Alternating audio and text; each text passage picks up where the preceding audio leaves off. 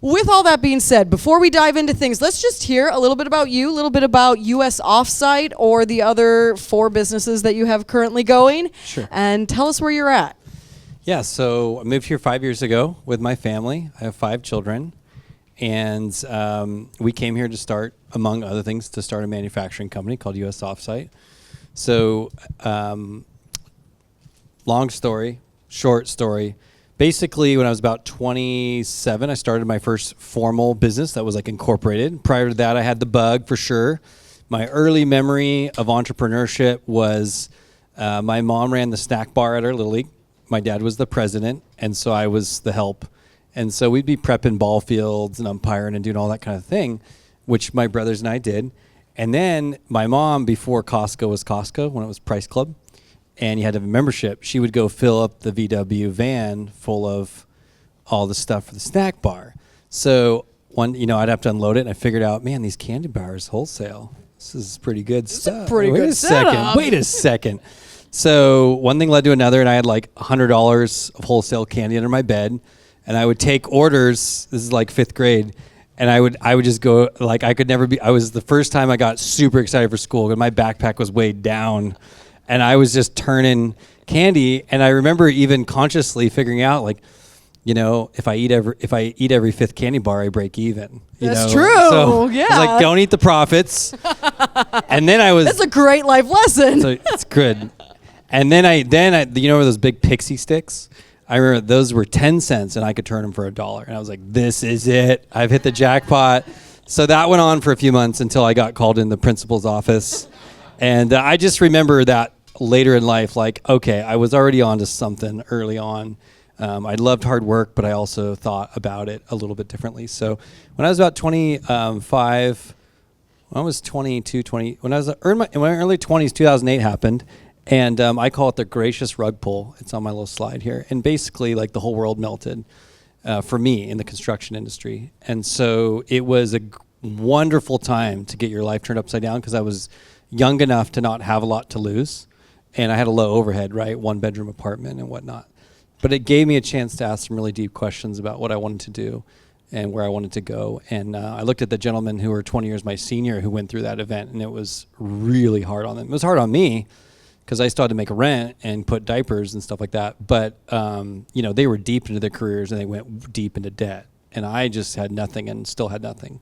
So it was a really, really good time to hit bottom. And so started my first company when I was about 27 officially, like my first real company that employed a lot of people. And then basically just kept solving problems. We had one company, and then we solved a problem, and we start another one for that. And eventually, one thing led to another. And about 7 years ago, I got a little to the end of myself and thought, I don't want to solve the problems the way I'm doing anymore, because I had 6 different construction companies in supply chain, architecture and engineering studio, building company with about 100 people on the tools. And so, but you're trying to resource manage and provide this quality of life to all your people, and you're fighting the weather, and you're fighting the bureaucracy, and all this sort of thing. And so basically that's when I went deep and came up with this volumetric modular concept, where we would do it all inside of a plant. And so that's a longer story, but we looked at where to do it and where to locate our family for the next season. And we left San Luis Obispo County, where we had been for 20 years, where we had a little ranch on the water with some horses, and we came here. And I still think about it all the time. And think about the great decision you made. I do. Yes. Actually, my children are the evidence that it was the right move, because they've thrived here. So with the value system of the North State and everything. So it's all good. And so now we live in Palo Cedro, and we love what's going on. And we bought 75 acres in Anderson, fully entitled it. This was 5 years ago. I'm kind of skipping ahead now. But 5 years ago, bought 75 acres in Anderson. And long story, amazing thing. Sometimes you have an idea and you walk into it, you think it's your idea, and you realize, no, the table's been set by 100 people before you, And so this property, Anderson, I believe was like divinely set up for us to walk into, purchase, and I could go into that. But I ended up on a phone call with the CFO of Roseburg, $1 billion company. Said, hey, can I buy your land? And he said, oh, it's not for sale. And then I told him my vision of blue-collar economic revival for Shasta County. And he went, sure, you can buy it. So we bought it. We fully entitled it. Brought utilities under the freeway, which anyone who's in development, taking industrial land that's fallow, turning it, entitling it, bringing utilities under the I-5, working with all that. That's a 5-year process. We got it done in 9 months. And then we poured the slab for a 230,000 square foot building that we expected to have up and live in about 6 more months. And then COVID started, and all the developers that I had friendships with that were going to buy from us, because we had to produce about 500,000 square feet of housing in the first year to make it break even, they all wiped out. And so I was sitting at my life savings and in the fundraising I'd done, sitting in the dirt in Anderson. It's a really cool flat piece of concrete right now. It's like 6 acres of concrete. I was like, we're gonna get some go-karts out here before we build this building. We're gonna come race this thing. So my life savings is there, everything's there, and then my world stops again. Backlog's gone. So then my son got bone cancer, sent me to San Francisco for a year. So this is I'm going the long version now. So anyways, he's doing great. We're back. A couple years ago, we come back, I get my life resettled, and a lot of other things happen. But essentially we go, well, we can go put the building up and turn this thing back on, but now interest rates are 11%. So that changes a lot of things.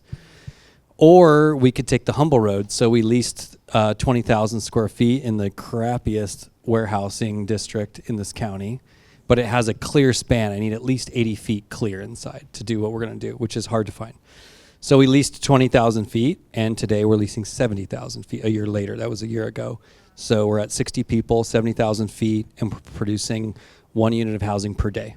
So we went from 1 a week when the doors open to 1 a day, and we're backlogged for 18 months in contracts. And so we've rebuilt all the momentum, and we're looking at how to finance the big building again. And if we get to that big building next year, which we plan to, we'll produce 4 housing units a day. It's amazing. I think we need to get some go-kart races out there though before those walls go up. So a quick 5-year setback. Yeah, no big deal. It's fine. It's fine. So, well, that's an amazing story of how you got to here, and it sounds like you have been through lots of ups and downs personally and obviously professionally with your business and stuff, but kind of pivoting more into our conversation today with that discussion of co-founder relationships, just kind of like relationships, team building, that type of thing. So with everything that you said, how do you approach finding the right co-founder for your business or team members or when you're early on? So a little context. Can I do a little context? Because this will help. Let's see. Oh, my whiteboard. The whiteboard might come in. So here's a little back. I just told you this story right here. So now you can see it. So each of these companies with the logos are the companies that are operating. And I'll say that none of them were started with partners except the last one. So we'll get to that in a second, US-Offsite. So this is just my story. So that's worth telling. This was Ferreira Inc. was a startup. Is this a laser? Whoa. It doesn't work on the screen. That's okay. We're too much tech here. Ferreira Inc. is a design build company based out of San Luis Obispo and does kind of Southern California Central Coast. Basically like 12 high-end customs a year plus some light commercial. And we've run that with 12 people. We've run it with 140 people. So it's gone through different iterations. And then Monarch Window is a window and door supplier and broker and installer. So it's a glazing license company. So we ship product over the West Coast. We bring it in from the Midwest. We bring stuff in from Europe. But mainly we do, high-end wood and aluminum products. And then SPI was our architecture and engineering studio that up to about 25 people. To instructional engineering and architecture services. And Architectural Ironworks is pretty much the highest end window you can buy in North America. It's a steel window product. We build it by hand. It's hard to describe what it is. It's ultra luxury. Basically goes in homes homes got to be worth about $50 million before they can afford that window and door product. So it's basically Bel Air, Newport, Napa, different niche products. So and I could talk about that. And then, so basically kind of what you see is a little bit of a Kaizen. We have all these companies and we get a waterfall going. One person comes into the Studio Prime, then they go into the builder, then they order windows from the window manufacturer. So we move them through our system. But this is the quick story. I'll just ramble for a minute and then we can go back to questions. You've got like a minute. A minute? Yeah. Okay. So this is the story you think you're on. And basically, what I wanted to say in this slide is that you're going to meet people along the way, and you're trying to arrive somewhere, and you don't really know where you're going.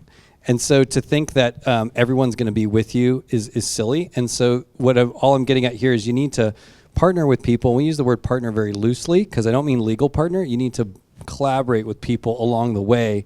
But to be in legal partnership is actually very difficult. And that's going to be my advice to you today.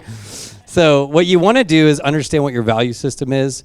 And then you want to find people that have values like yours that want to go on the trip with you. And some people are going to be in the outer ring. In that case, you're generous towards them. You have a loose relationship. Some people are going to be tighter. You're going to mentor them. They're going to mentor you. And then the innermost circle would be some form of partnership. And my advice would be that you never start your relationship there, ever, ever, ever, ever, ever. And but really give you and this person you meet time to earn each other's trust and to measure up and figure out where you belong in relationship to each other. And really make a way for people to come close to you and make a way for people to move away from you graciously. Because not everybody, even the best case scenario in a legal partnership, it's going to end one day. So make sure you have a plan for that. Mm-hmm. But it'll probably end sooner than you think. So I don't see what else I put up here. Yeah, the goal is to have healthy relationships, essentially. And those are done in stages and that sort of thing. And so I'm not sure what else I'm trying to get at here. But, this will be relevant a bit. So when we talk about partnerships, I'll just talk about legal partnerships or legal entities for a minute. You have to think about it through a couple different lenses. We can't be sloppy with this idea. You owe it to the people in your ecosystem to think about it well. And so when you form anything, you have a governance, a financial benefit, and a liability. So upside, downside, and control. That's pretty much how a relationship goes. And so depending on the type of entity you have, depending on what you're trying to accomplish, each of these can be different. So most people think you handshake and you're partners, and that is like the most foolish idea ever. There's all different forms of relationship. You have operational burden, you'll share the upside, share the downside, but sharing the control of the legal entity is another thing altogether. So those are just, as you think about a partner, we use the word strategic partner because it's kind of a looser idea than a legal partnership. We have a lot of strategic partners. I have very few legal partners. And if I have a legal partner, this structure is very clear. Are they liable? Are they not? Do they have a financial benefit? And what kind of control do they have? They can help you run the company, but do they have control over the actual entity is very different. So would you say then that you have this all written down somewhere? Yes. So LLC, S Corp, those are pretty much your two vehicles that I use, and you have bylaws in that. S Corp, you have operating agreement and LLC, and there's certain reasons why you might want to be one or the other, which we could talk about, which would be great. But in any regard, you really, when you think about what entity you're going to use, who's holding shares, should they be holding equity in shares, or should they just have a performance compensation agreement where they get profit sharing? You can share the cash flow of a business without having legal governance. So the upside, the financial benefit, is very separate from the governance, and the downside is separate from the governance. And what usually happens in relationships is people want to share all the upside, but they don't want to share the other two. And so, if someone comes towards you and wants to do business with you, and they don't see the downside that you're managing, let's say you have a professional liability, like we had an engineer. So like you have professional liability, someone comes in and goes, I want to be your partner. Well, they legally can't even share the downside liability. Mm-hmm. So if they can't see that and acknowledge that, then they are not good partner material in the first place. But typically people want to come in and call things 50-50 or things really clean, but they don't acknowledge that this is never symmetrical, ever. It can't be. And so, you just have to think about it clearly. One model I've used that's worked well, when I'll say well, is I sold the company to my partners because we had a good exit plan, was I formed a company, got it off the ground, brought in two principals, and then I said... And by principals, is that primarily like were they bringing the money or the financial backing? So we have to be careful with the language. Principals meaning they were operationally in control. So they were... operationally in control, governance. So like one was the head of architecture, one was the head of structural engineering. So those were our two departments. So they each had a base pay plus they had a compensation based on the performance of their division, but they were not my equity partners. And this is a model I've used twice so far, where, okay, you get $100,000 to run this division, plus you get profit sharing of 20% of all the net profits off of this. And if we still like each other after we date for a year, which we believe we will, then we'll make a deal where we'll actually gift or transition that profit sharing into equity. So you can share the immediate financial feedback and the operational control without mudding up the legal until you're ready. So the legal is like, we're getting hitched. And so you really want to wait on that because it's expensive to undo and that sort of thing. And painful in other ways to undo too. Absolutely. Yeah. Like not really talking to those gentlemen right now. Right. We were very close at one point. So now, are there any like non-negotiables for you personally for someone? Yeah. Or that you would suggest? Yeah, in general, I would go back to this slide and say the value system. If you don't know what those are, then it's very difficult. So that takes some time. So for me, non-negotiables are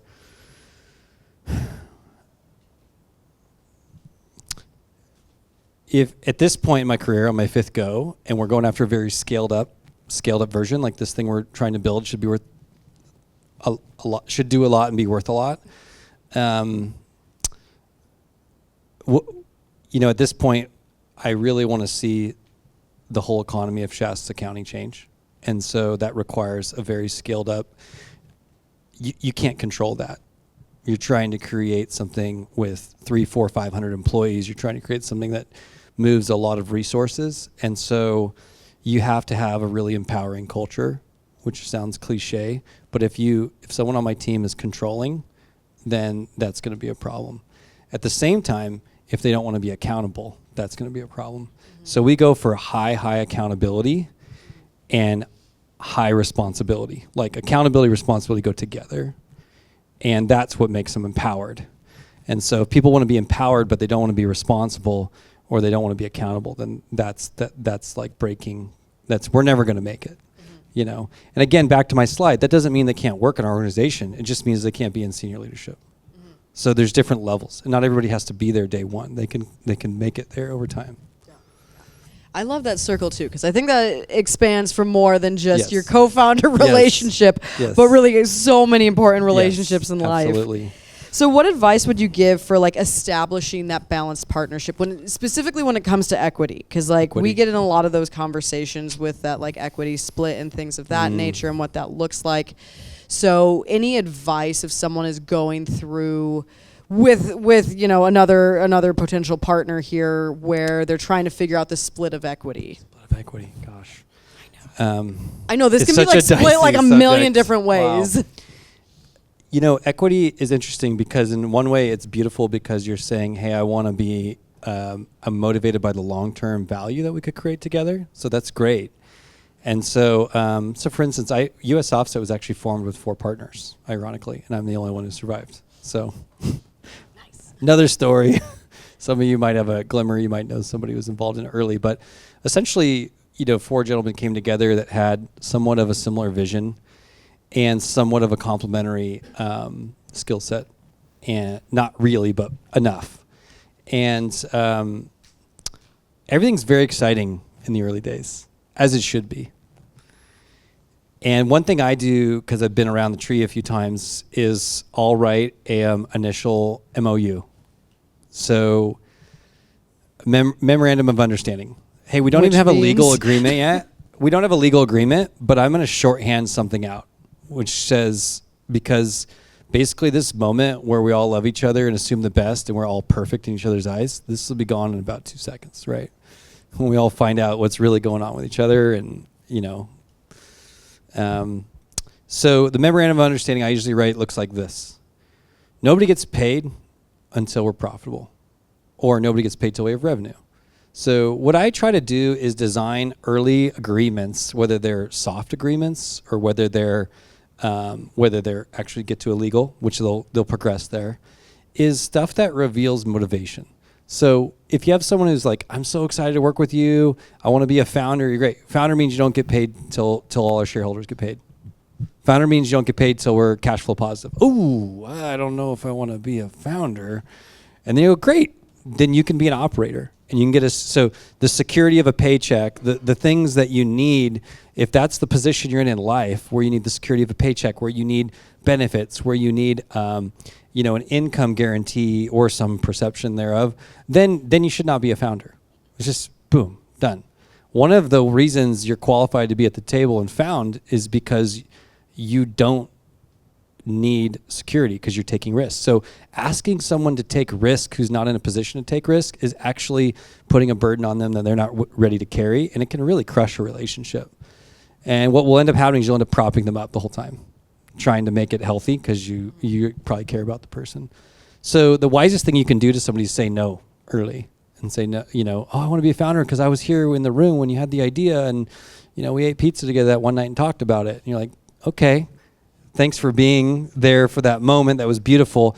But the idea, most of you in here know the idea is the easy part. It's the 5 years it took to launch the plant and the millions of dollars more that you didn't think it would take that you took and all that, and the 12-hour days, et cetera, et cetera. And so I think if you draw really hard lines up front about be sober about the cost of being in early, then I think you do everybody a favor. And what you actually do is you reorient people correctly. And I think you go back to that slide of, who wants to share the downside liability? Oh, Dan, throw in some money. We'll found this thing together. Cool. So are we all willing to be, let's just say in this situation, we're all 25, there's 4 of us, we're all 25% owners. So are we all going to personally guarantee the seed money I put in pro rata? Meaning we all owe it back to Dan 25% each. Oh no, then see, what you can do is you can kind of put some tripping hazards out there.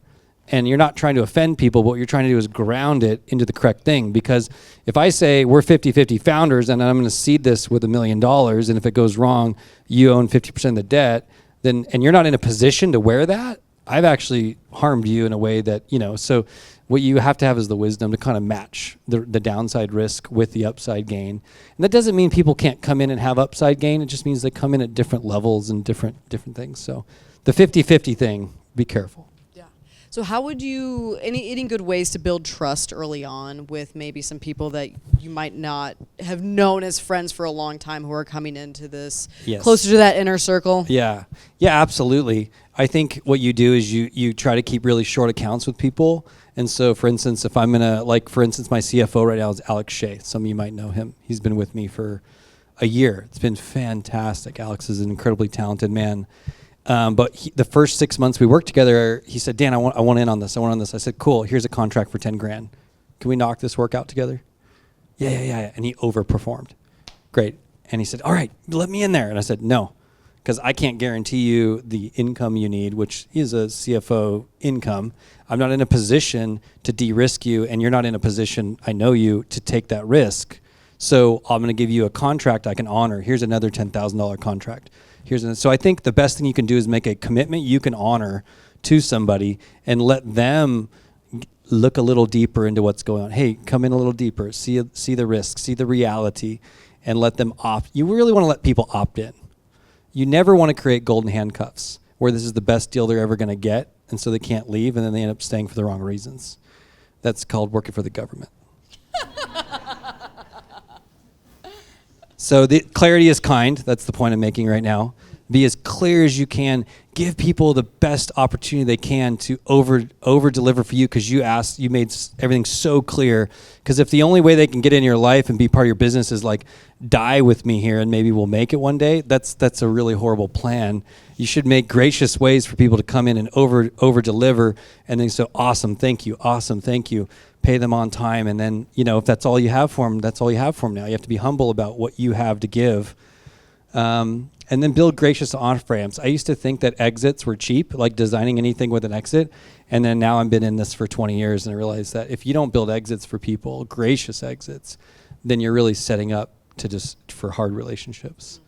So whether that's just an employee who needs to be let go with a severance, or whether that's retiring a 75-year-old executive you have had for years that doesn't know how to let go because his whole identity's wrapped up and I had to retire him. I had to kind of force retire him. I gave him a Porsche, so that's helpful. I'd get me to leave places too. So It helped a little bit. so, yeah, I mean, you're just thinking about how is this sustainable and healthy for other people, and that'll guide your decision making. No, I really love your heart behind that because, you hear so many stories of even just like that gracious off-ramp, not being an off-ramp and it's like that cliff and you're just like, what's going on? So I hired one of my appreciate best that. friends to move here from Sacramento with me 5 years ago. And then when my son got sick and I knew I had to slow down the tempo of the business, I basically knew that I didn't have the time to develop him and he wasn't able to stand on his own 2 feet in the situation I had. And so I was in debt, I had no cash, and I wrote him, I just moved his family here 6 months earlier. But he wanted to come. He did. So I wrote him a 3-month severance and said, I love you, I'm sorry this didn't work out. And he's like, you have no money. And I said, that's okay, this check will clear, take this one. and now we get to hang out 5 years later. Actually, within a year, we were hanging out again. And so the gracious off-ramps, although it's hard for people in transition, they will preserve your relationships long-term, which is really important. For sure. So what happens when you are in the thick of it, you are going after something and maybe that C-suite or that upper executive leadership, there's a disagreement. What's the best way, Tell us that silver bullet. What is it, Dan? But what are good ways that you can deal with disagreement, specifically when it's like, hey, let's go like different ways with the company or something? Yeah. And that's the model that's worked well for me is where because I own the full risk, I'll maintain control until we reach sort of a sustainable point, and then I'll invite more people in. And so right now I have this amazing C-suite. I have a CFO who's probably one of the best like FP&A guys I know. Like FP&A is financial planning and analysis. So you meet a lot of CFOs who are just, no offense to anybody, a bookkeeper or they're like a controller. Like your books are in order, but a really great CFO will actually look forward, project, and help you model and grow, which is a totally different skill set than keeping the books straight. So Alex is amazing. I have a gentleman named Josh Kaber who started as an intern, and I don't give him the COO title, but he basically could be, which is phenomenal. If you're in manufacturing, find yourself a German. You'll find a German. Your life will be better. We'll have a meeting, and he's like, can I get 7 minutes of your time? And I'm like, you don't want 10. He's like, 7. 7 is all I need. I'm like, you got it. I'm going to put it down for 10. So yeah, the C-suite now is great. I've earned their trust, and so I set the cadence and the tempo, and I handle some things, and they all have their roles. And so at this point, we're at 60 people in the company now. And we're at 0 a year and a half ago, so that's pretty good. The question, what do we do with disagreements? Yeah. Like, are there any good tactics that you have when you're looking or when you're in those executive meetings and there's disagreements? Specifically, maybe it's on like where the company should go, or maybe if you do a good job at the front end, you're not having so many of those conversations. Yeah. I mean, setting a good strategy. I'm kind of the strategist, so we set a good strategist. We set a good cadence. We have our 96-month goals. There's definitely things we disagree with on tactics, but that's really not that important. That's not mission critical. So if you're in agreement on the top level, top down, and then what you really want to do is empower people and let them make tactical mistakes as long as they're learning from it, that's okay, and it's not mission critical. So that stuff flies. I have 3-4 people in my company who can come to me and check me privately or publicly. It's fine.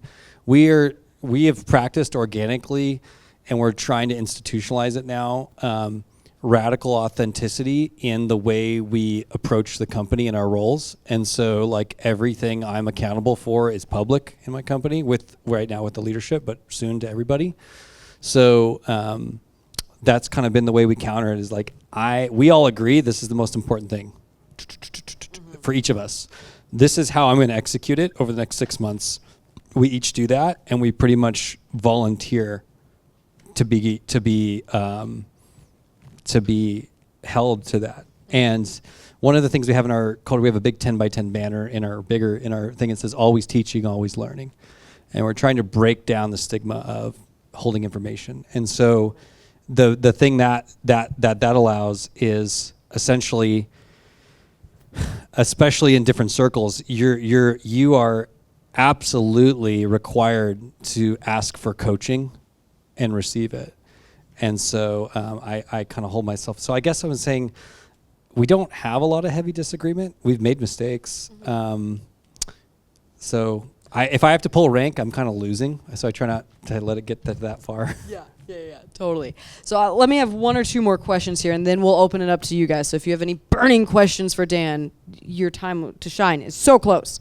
So what are some common pitfalls that you've maybe seen with early stage founders, and like what they encounter when it comes to team dynamics, and how can they overcome that? You know, when you found something, you're generally like the chief technician, whatever you want to call it. So whatever your practice is, right? And to move from, and you're probably pretty good at it. So whether it's software, marketing, you're probably pretty good at it, or you wouldn't have the confidence to start a business. Typically that's the case. And so you have to move from, I'm the best at this to basically how good I am at this skill is worthless. And that's a progression. And so you have to go from I'm a great technician to I'm a great leader. And I think to do that, you have to change as a person. So what I see most of the struggle in, and I have it myself, and it happens at every stage, is letting go of the value you created in the last season to become the type of leader that can lead the next season. Now, if you want to have a company with 3 or 4 people in it, you don't have to go through this progression. But if you want to scale anything, you really do have to go through this progression. So it's very difficult not to compare everybody to yourself, which is completely unfair. And so you have to let go of that, and you have to build leaders. So the first thing, I think I wrote it up here. Oh, it's gone. It's okay. As I say, you draw an org chart and put your name in every single box, right? You've probably been told this. And then slowly, you basically have to work yourself back to one box. That's essentially what has to happen. But what happens now is, I have companies where if something goes wrong, I can't fix it. The only thing I can do is lead people well. And that's a really weird feeling where you're like, I can't go there and fix it. I have to rely on the way I lead this person who leads that person who fixes the problem. And so I would just say letting go and finding that balance of letting go and leading, and also not failing. So that's it. Ta-da! Startup 101.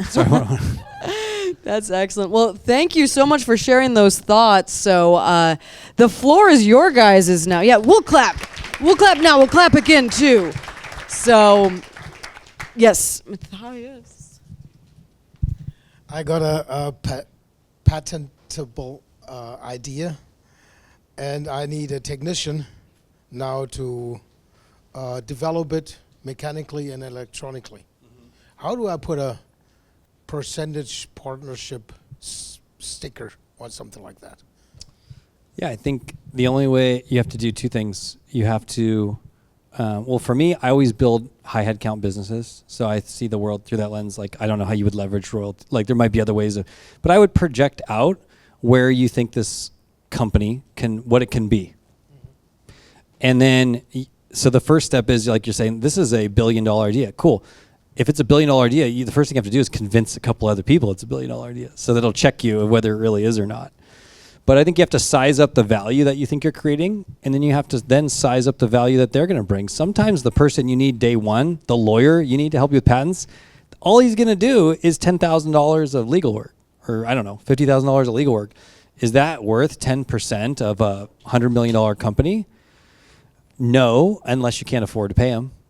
So I think you have to size up what is the role they're going to play. Just because, for me, to get my idea to volumetric modular is not actually that original. It's just a really hard execution problem.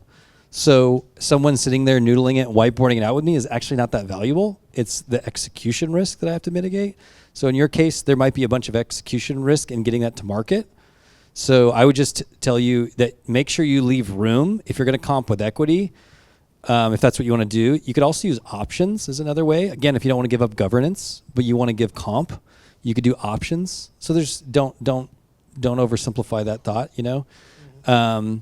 Make sure you leave room, because you might need a marketer. You might need a distributor. I don't know who else you need to actually get to value, but what you don't want to do is oversimplify the first step and sort of give it all away, and then you don't have any resources to get any further.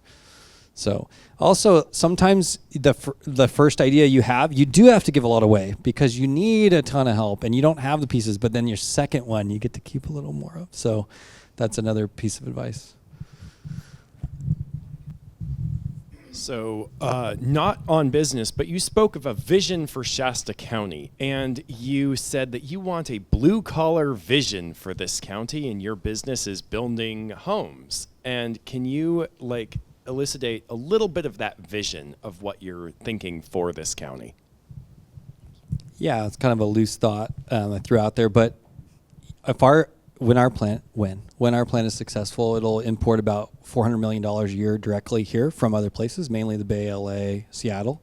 So we'll get an economic transfer between the coastal metros into Shasta County, which is what we need. We need imported dollars, because once you import a dollar into an economy, like let's say the Shasta County or the Valley here, what you need is you need imported dollars. So you need income into the county that wasn't generated here. You want to bring it in. And then what you want to do is have a sustainable ecosystem. So what we hope to do is our factory should spawn about 30 other companies that support it, because we need a giant supply chain that's only half built in the county. If we can do that, then our several $100 million a year coming in will actually be about a 5x multiplier because of all the supply chain we'll bring to support us. And then all those jobs should, as an economy spins, it'll create services to support it. So what we want to do is, and maybe you guys have talked about this in here, is if we can get a robust enough economy spinning, then $1 in Shasta County should stay here for anywhere from 7 to 8 turns. In the Bay Area, it'll stay 9 to 20 turns. And right now in Shasta County, it stays 2 to 3.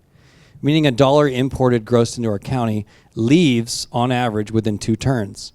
And so, that's a huge leakage. And because we don't have a critical mass of economic activity. So I believe blue collar is the way to do it. We have a median income under $50,000. That's a unique asset. We have land values that are cheap comparatively in California. So if we can take those assets, which is our practical lifestyle, that's a huge leverage we have to the Bay LA, who have all sorts of problems. And we can basically arbitrage the economic delta between the two cities. So we pull up and they get sustainable down. And so that's the vision I have of what we become.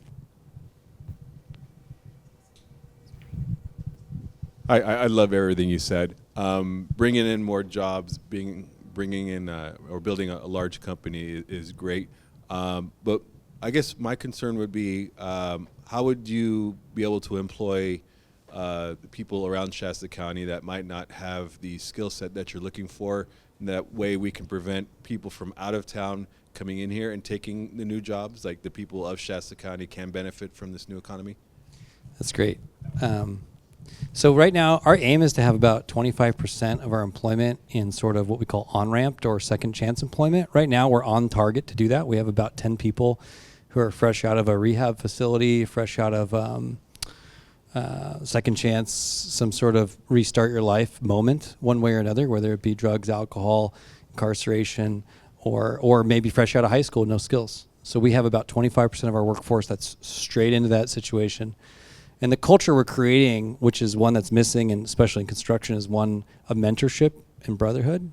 And so we've been able to pull, people come right out of the rescue mission and they come into our environment and they're getting mentored. They're eating 3 meals a day with their coworkers. They're being grown.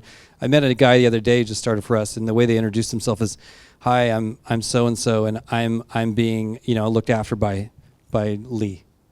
So they already identify as a new guy with no skills. This is the person responsible for developing me.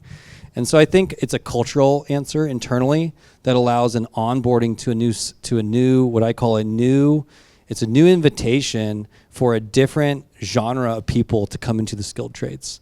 People who don't want to drive an hour to a job site, live out of a porta potty, and eat gas station food. They want to eat healthy food. They want to have nice bathrooms. They want to be indoors or out of the elements, and they want to be actually cared for and trained. And I think the factory environment gives us the opportunity to do that. Dan, thank you for the value that you're adding to our community. I have 2 questions, kind of a hitchhike on Tony's question here.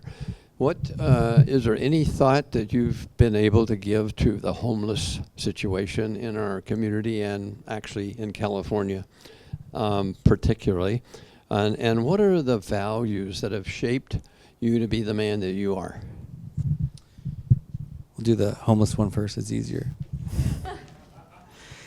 So when we, this is a fun journey. 5 years ago, when we were getting ready to turn the big flashy plant on, we thought we were queued up to work for all for-profit developers that I had a relationship with across California and Oregon, Washington, mainly doing so we maxed out at 5 stories. So the main target was apartments, hotels, student housing, senior living, 5 stories and under. That's like our main swath. Anything you can build out of wood, 5 stories and under. What ended up happening the last year is that some relationships spun up that were in the... So amazing thing happened the last few years is California failed at many things, including solving housing issues. And so they passed a bunch of bills. And I didn't see this coming. I never thought it would happen. But they passed several bills. Some of you know these Senate bills. But one of them is nicknamed the Yigby bill, which is yes in God's backyard. And basically what California said, if we're going to fail, we might as well turn the churches and nonprofits loose so we don't look bad and look like we held them back. So they passed a bill that said, hey, churches, nonprofits, if you have excess land, you're outright entitled to do high-density housing however you want. So they just circumnavigated so much red tape for all the nonprofits. So all of a sudden, service providers, like a couple friends of mine, CityNet, R3, these are people in the Bay and SoCal mainly, they do all these wraparound services for homeless people. They got thousands of people and beds that they manage. And the grant money starts pouring down out of the state because they're just desperate. And it finds its way to these service providers. So now these service providers are calling me saying, hey, Dan, we care for 2,000 beds a night, but we just got money to build 100 beds in Hemet, California. We just got to do Temecula, California with 200 beds. But we have the thing with grant money, which is a little bit different than for-profit money. Like right now, if you want to borrow money, it's 11%. So you're very slow. But if you get grant money, it's typically use it or lose it. Dan, if we don't have these beds in Hemet by February, we lose $4 million of grant funding. So all of a sudden, our factory is backlogged by transitional housing with nonprofit partners up and down the state, which is a really wild thing. So we become a leading force in transitional, missing middle, and Appendix P housing builds. And I'm sitting in front of a lot of city and council people, from CEO of San Diego to head building official in SAC to Davis to all over, and I'm educating them on, here's a catalog. This meets all your code requirements, whether it's Appendix P. I'm going to say a bunch of stuff some people don't know, but here's how you can meet all your requirements from the state. Here's how you can meet the code. Here's how you can satisfy our things. And here's the price per bed. And here's the guy who will operate the beds. We basically just spoon feed them, and they're going, yes, sir. And so I have just tomorrow I set 27 more beds in Hollister in San Benito County, outside Hollister, super poverty area. When I say beds, they're like duplexes and things like that, so doors. And then we have 70 going to Sacramento, largest Appendix P project with the city of Sacramento. So I didn't think this was the space I was playing in, but it turns out this is where all roads are leading right now, which I don't even know what to think of it yet, but it is part of what we're doing. And so I don't have an answer for you other than I seem to be thrust right into it, and I'm rolling with it.